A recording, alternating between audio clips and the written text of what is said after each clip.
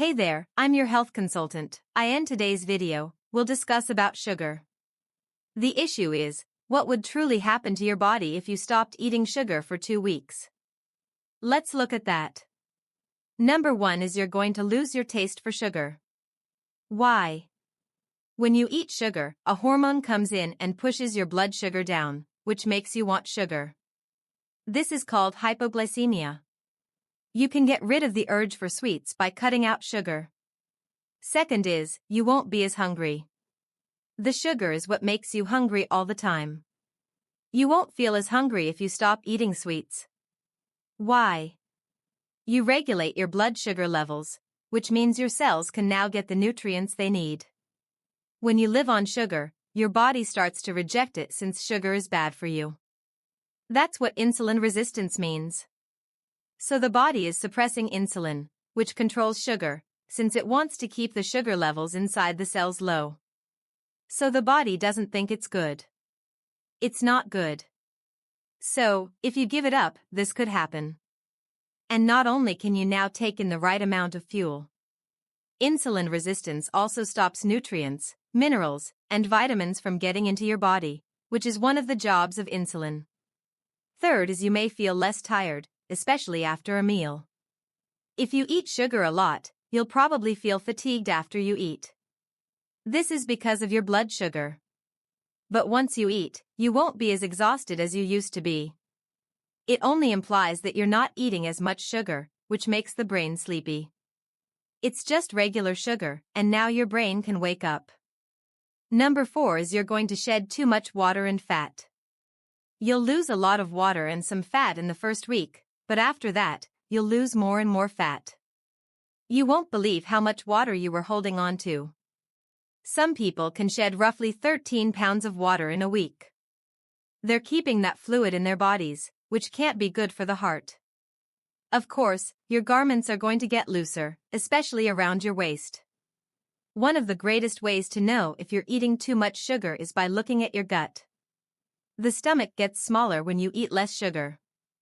Okay, your stomach will get bigger if you eat the sugar. Number 5, a better mood. So if you were angry before, you're going to be a lot calmer, less stressed, and wonderful to be around today. Your brain will also work better. So you'll be able to focus better. You can focus better. You'll have less ADD and be able to focus better on your work. Number 6 is your skin will appear a lot better.